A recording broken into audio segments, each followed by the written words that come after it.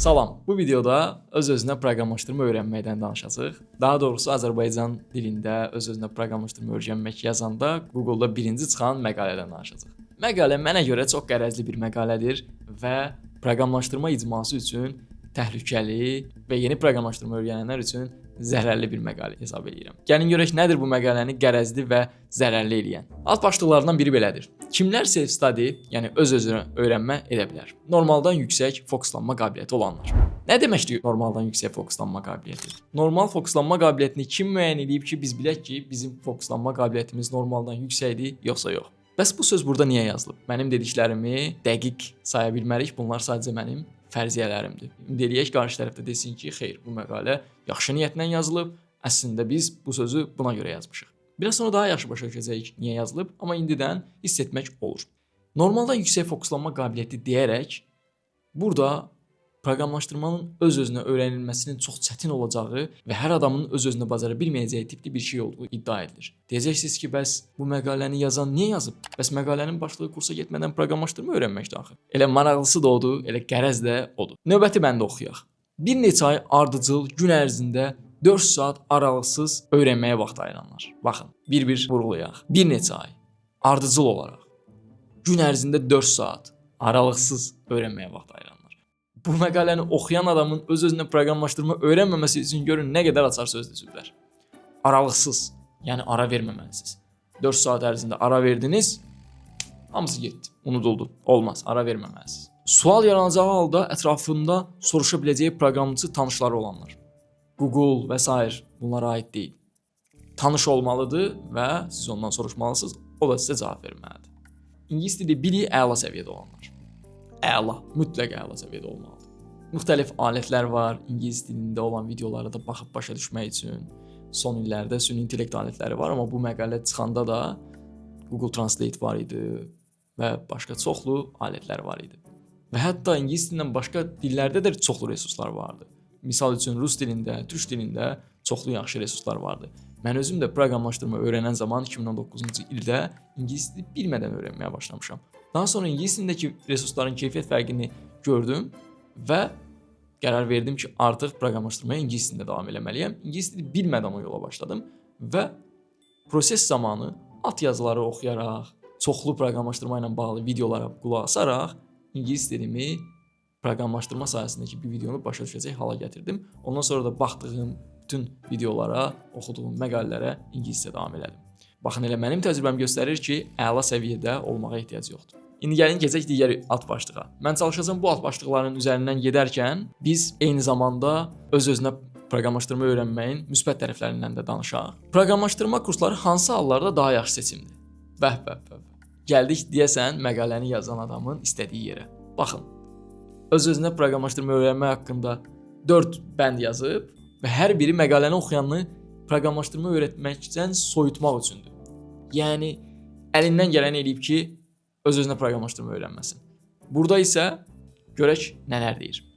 Hazırda tələbə olanlar və ya işləyənlər. Bu qəribə bir başlıqdır. Yaxşı, işləməyən üçün kursa gəlmək yaxşı seçim deyil. İşləmir, daha çox vaxtı var, kursa gəlsin, kursda öyrənsin. Niyə yaxşı seçim deyil? Mən deyim bu bənd nəyə görə yazılıb? Bu bənd ona görə yazılıb ki, auditoriyanı geniş tutmaq üçün. Adətən öz-özünə proqramlaşdırma öyrənmək istəyənlər ya işləyən adamlar olur, ya da tələbə olanlar olur və burada bunu yazıblar ki, bax sən bu kateqoriyadasan, biz səni bilirik və sən kursda öyrənməlisən. Digər bir bənd. Sual yarandıqda dərhal cavab almaq istəyənlər. Baxın, dərhal cavab almaq istəyənlər. Elə bil ki, kurslarda insanlar oturublar və sualımız olanda dərhal cavablayırlar. Biz əgər o kursa getsək. Belə dünya yoxdur. Ümumiyyətlə, bu proqramlaşdırma öyrənən biri üçün zərərli bir şeydir. Cavabı tapmaq çətin olmalıdır. Elə o çətinlik nəticəsində öyrənmə baş verir. Öyrənmə dediyimiz şey belə bir şey deyil. Mən bir şeyi bilmirəm və birisi mənə həmin şeyi deyir və mən artıq öyrənmiş oluram. Öyrənmə belə olmur.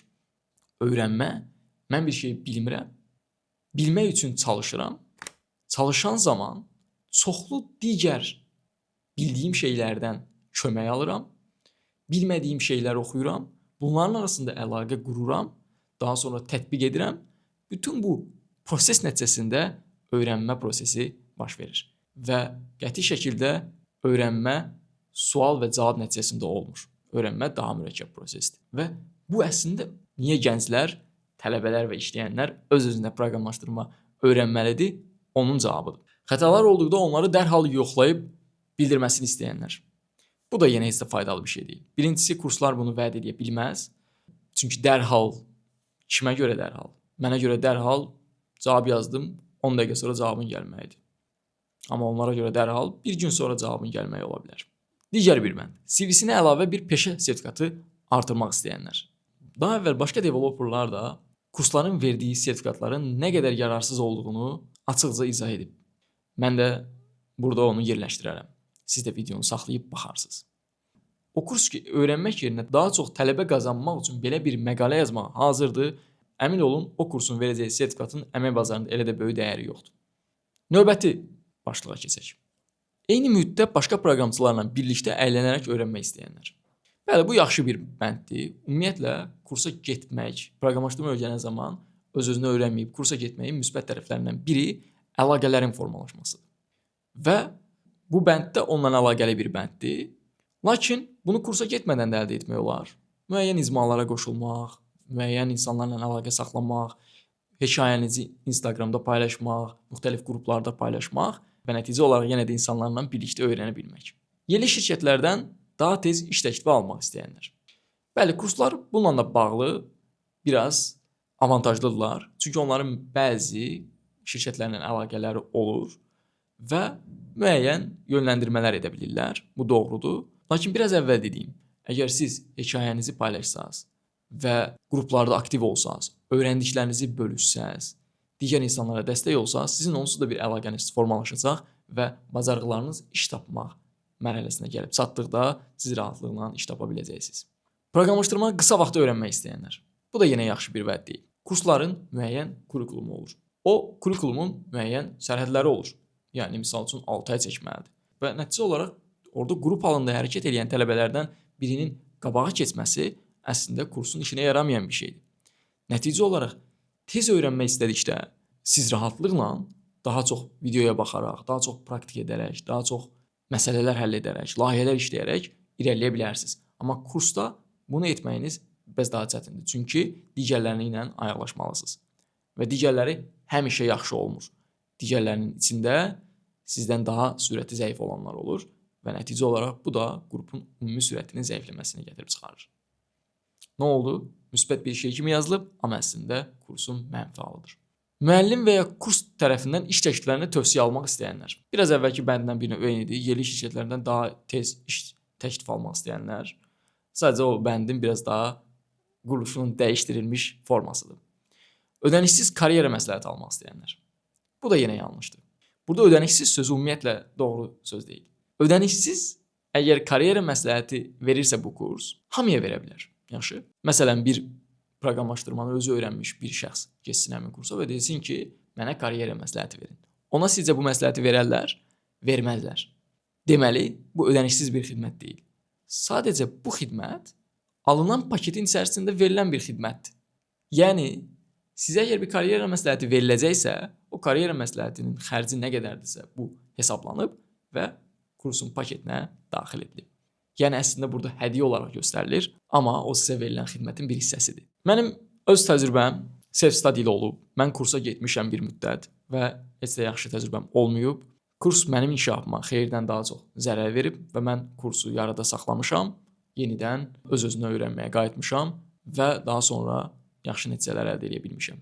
Bu hamının hekayəsində belə olacaq deyil. Lakin bəzi sütunları doğru yerləşdirərək daha yüksək ehtimalla yaxşı nəticə almaq olar. Bunlardan biri davamlı olaraq öz üzərinizdə işləmək. Texnologiyaların necə hansı istiqamətdə dəyişdiyini YouTube videolarını izləyərək, süni intellekt alətlərindən soruşaraq tapmaq və o istiqamətdə bacarıqlarınızı inkişaf etdirmək. Öyrənən dövrdən etibarən artıq elan olunan iş elanlarında hansı bacarıqların tələb olunduğunu müəyyən etmək və o bacarıqları inkişaf etdirmək üçün işləmək. Digər proqramlaşdırma öyrənən insanlarla bir izmaya qoşulmaq və bir yerdə öyrənmək. Bundan əlavə, xarici proqramlaşdırma səhifələrindən məqalələr oxumaq ən yaxşı resurslardan biri FreeCode Camp saytıdır. Orada yaxşı məqalələr var. Proqramlaşdırmanı öz-özünə öyrənməklə bağlı. Əlbəttə ki, artıq son 2 ildə şərtlər çox dəyişib, lakin orada hələ də çox yaxşı resurslar var.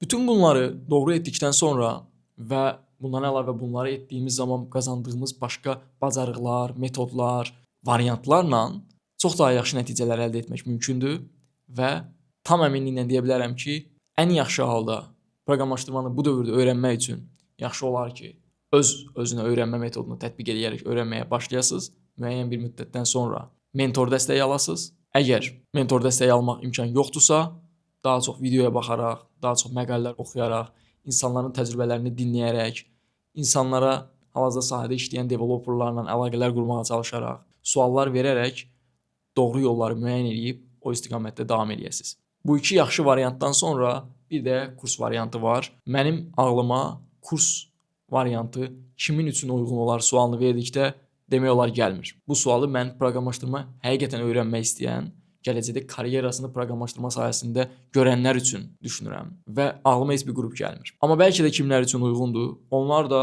yaxşı araşdırsınlar, fikirlər alsınlar müxtəlif tərəflərdən, proqramçı tanışlarından, yoxdursa internetdən araşdırıb düşünsünlər. Bəlkə də onlara uyğun kurslar var və həmin kurslarla yollarına davam eləsinlər. Demək istədiklərim bu qədər. Sizə bu yolda uğurlar arzu edirəm. Sağ olun, sağlıqla qalın.